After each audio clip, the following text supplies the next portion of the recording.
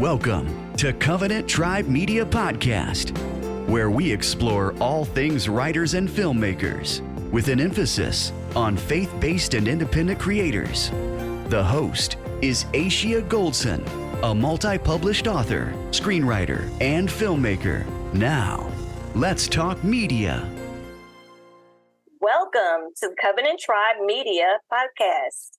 Today we have with us a very special guest, screenwriter, director, and filmmaker DeWitt Jones. Hi, DeWitt. Hi, how you doing? Good morning. Good morning. I'm great. So honored to have you with us. Honored to be here.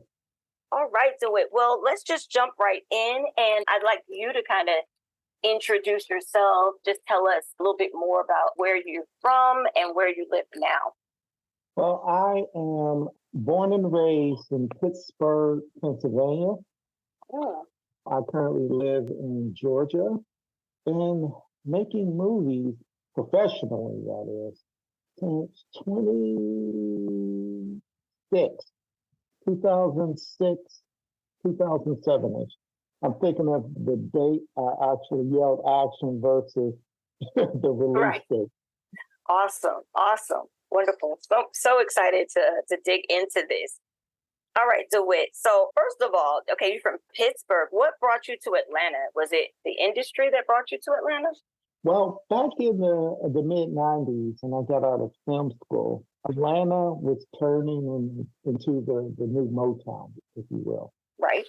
And they were doing more elaborate music videos.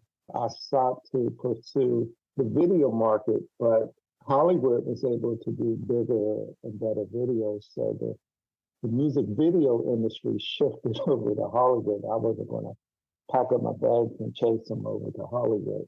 Mm-hmm. So I decided to stay here. And then the film industry had a rebirth, if you will. Mm-hmm.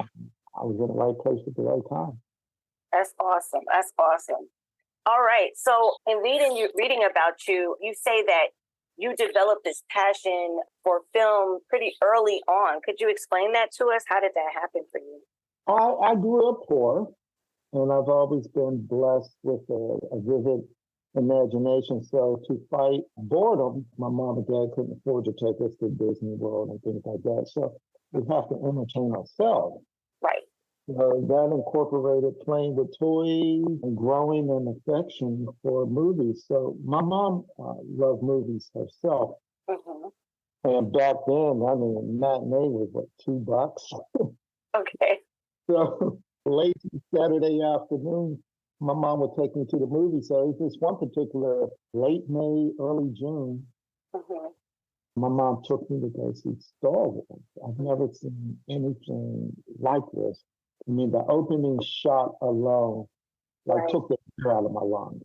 Wow. That big aerial Death Star just skating across the screen, and the magnificence of that film, I was like, Mom, I want to do this for the rest of my life.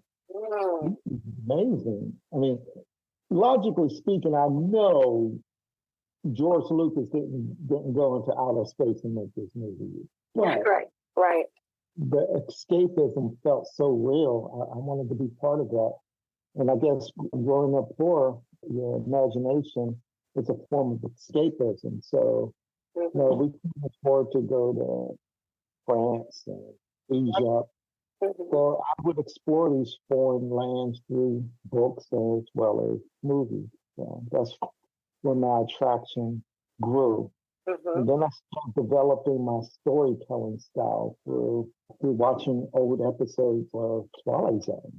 And my mom introduced me to Alfred Hitchcock films and Brian De Palma films. And that's where I started developing my storytelling style.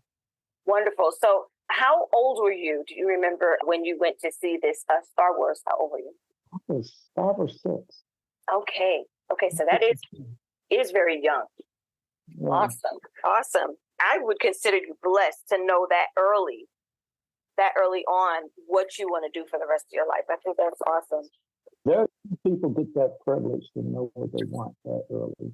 Right. That's fascinating to me. So you were so committed to this idea of doing film that you attended film school. Tell me about that experience. I went to the Army. Mm-hmm. I went to the Army, did 3 years, served in Desert Storm. Oh, wow. Serving in Desert Storm as an adult storytelling style start developing.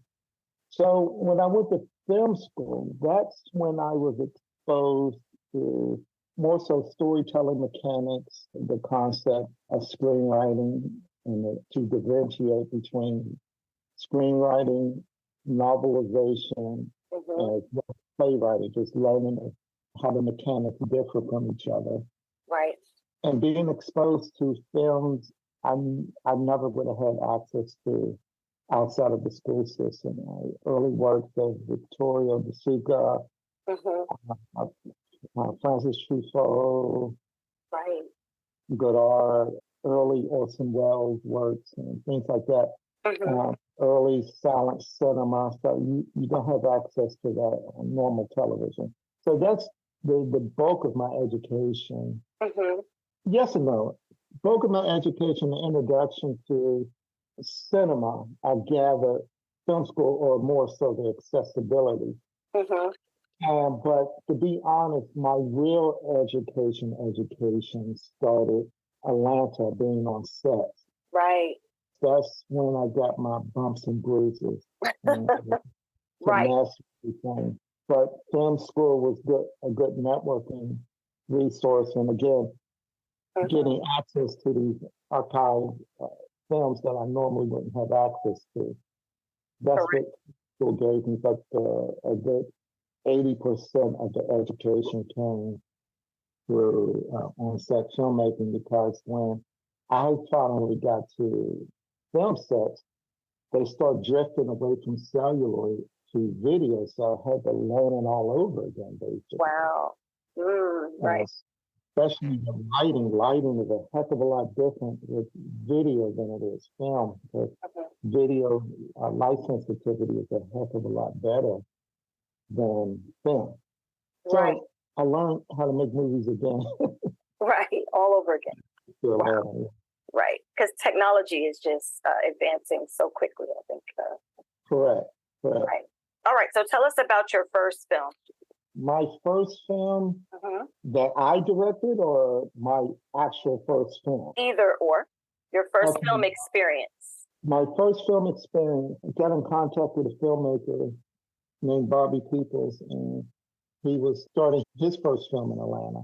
Right. And he asked me to be the DP, or better known as the cinematographer, so I photographed this film.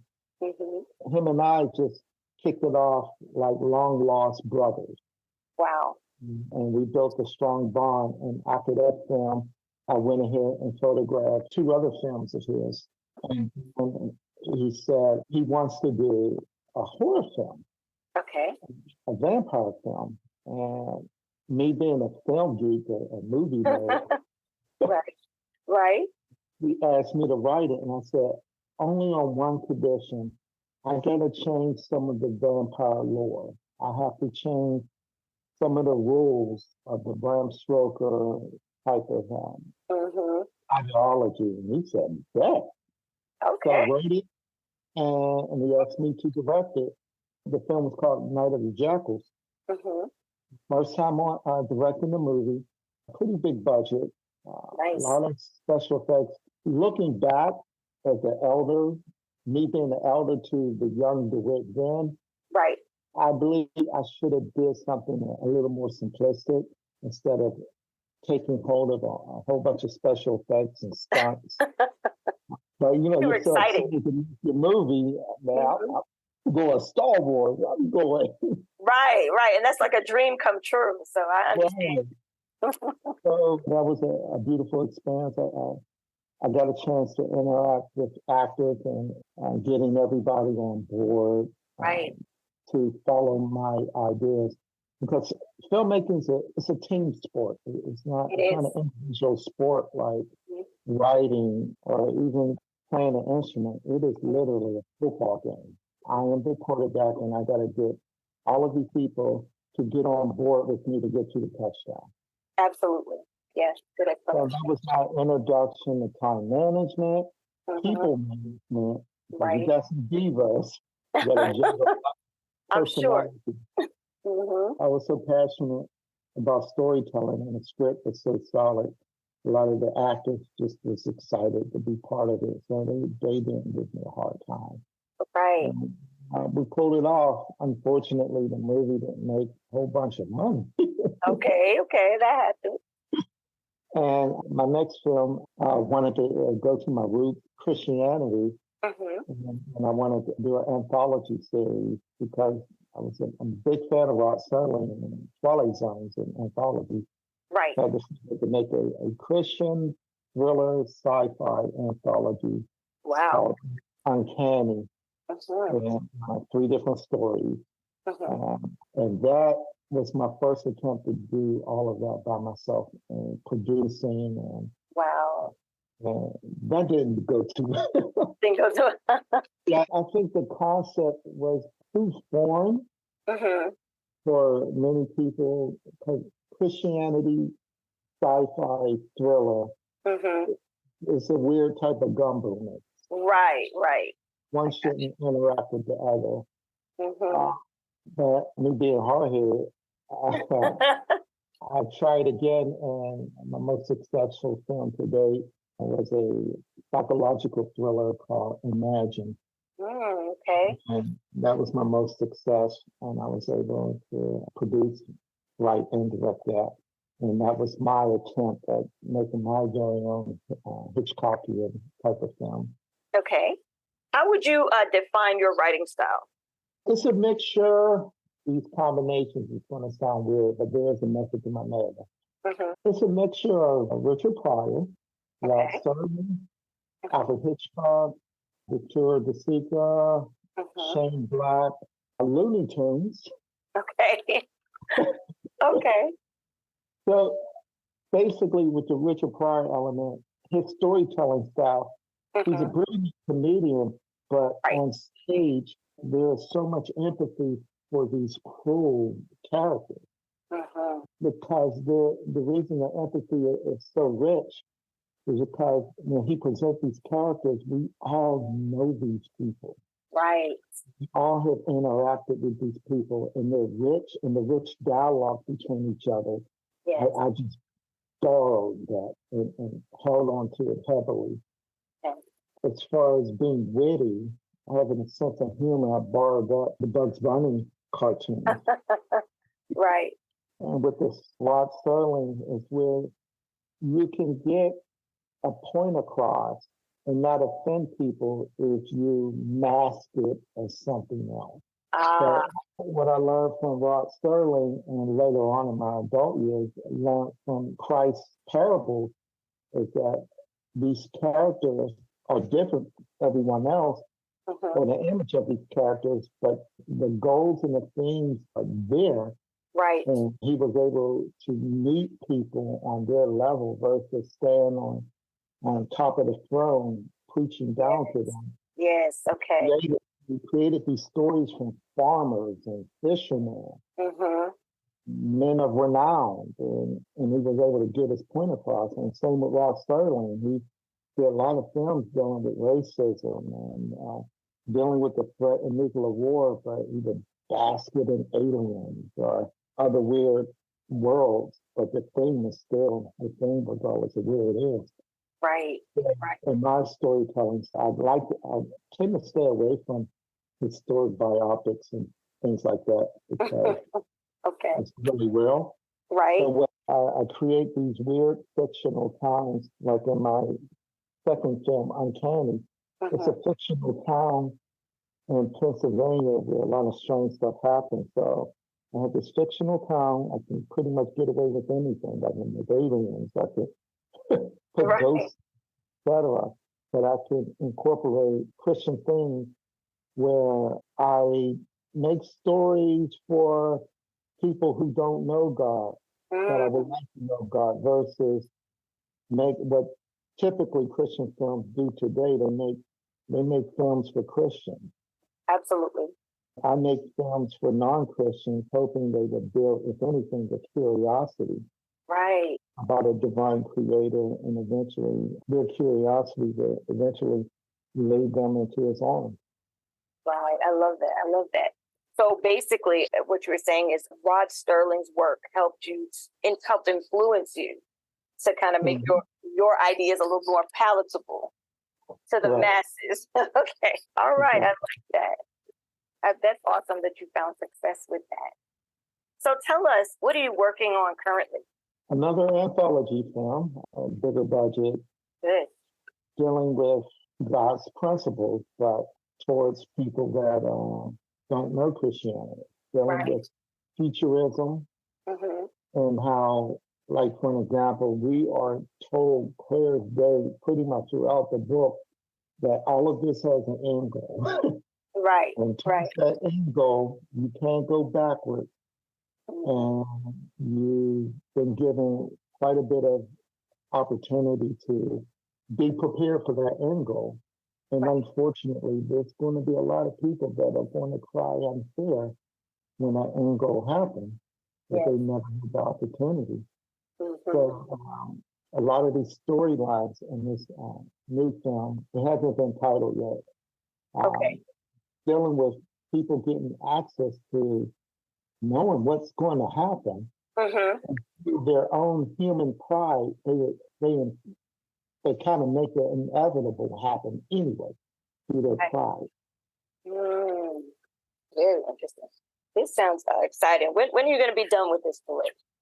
Well, we're still in pre-production. We're still doing script editing. That'll get a bunch of special effects and all of that stuff. So we are in the infancy stages right now. Okay. All right. Hopefully I'll be yelling action sometime in March. I'll be yelling action. Wonderful. Oh, that's exciting. Okay. All right. We can't wait to hear more about it. All right. So I'm sure the way I could just go on and on talking about all of this, but our time is drawing to a close. So I want to hit some important things before we go. What would you, because this is such a fascinating journey that you've had here, what would you say if you had known beforehand you would have done differently? I would not have went to film school. I would have spent that money on a movie and just did a lot more work trying to find these archive films and, if anything, interact with other film students. Still very much. Okay. I'm so glad you said that. I actually teach dramatic writing and the students, and they often ask that question, should they go to film school? And so your opinion would be no. Yes, I'm definitely not against higher education, but film school is overpriced, it's overrated, and with today's digital technology and social media, you can network with other filmmakers and learn that way. And if you find yourself with an opportunity with some money, you can buy this equipment and self-teach yourself if you really want it. If you really want it, which is like anything, right? Because even if you go to school, you still have to come out and really want it. Right? You're right. Yeah. I think paying to become a film director is overrated. If you have a cell phone and you record something and it's a beginning, middle, end, technically, you are a film director from that point forward. Got it. Just learn how to write. Read. Watch movies. Good advice. And so you just answered my next question. Or maybe you have something to add to that, because my next thing was going to be, what advice would you give to someone who is aspiring to be like you, myself included?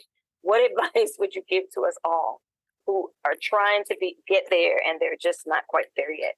Anything to add to what you've already said? Embrace your vision. If you don't believe it, no one else will. So true. Be prepared to be alone. It's a lonely sport, especially with writing, because there's no movie being made without the written word. So work on your writing. Read screenplays. Read screenwriting books. Watch movies, and not just current movies. Study about screenwriters. There's William Goldman. There's Robert Towne. There's Shane Black. Andrew Kevin Walker. There's a lot of Spike Lee's earlier work where he penned his own screenplay. Read those screenplays.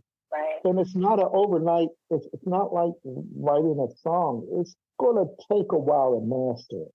Right. But you got to be patient and committed to yourself, because if you're not committed to yourself, don't even try it, because it's a heartbreaking craft. It can break your heart multiple times.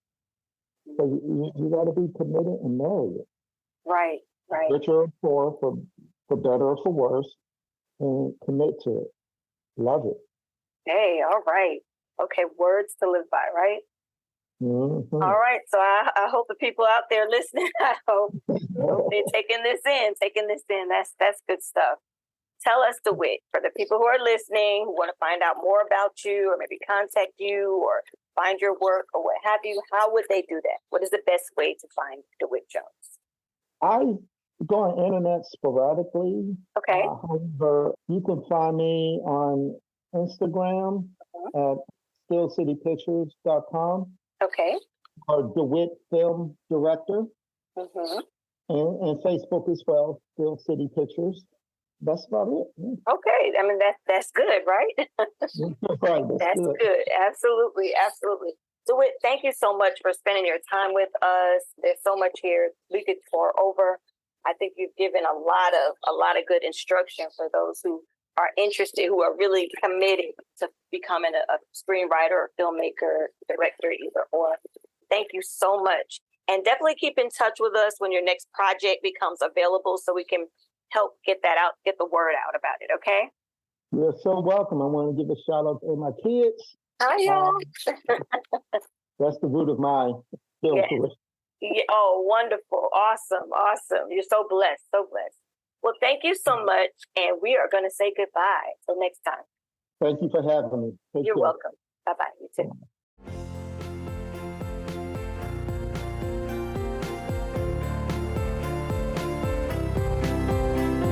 Thank you for listening. Join your host, Asia Goldson, next time on the Covenant Tribe Media Podcast.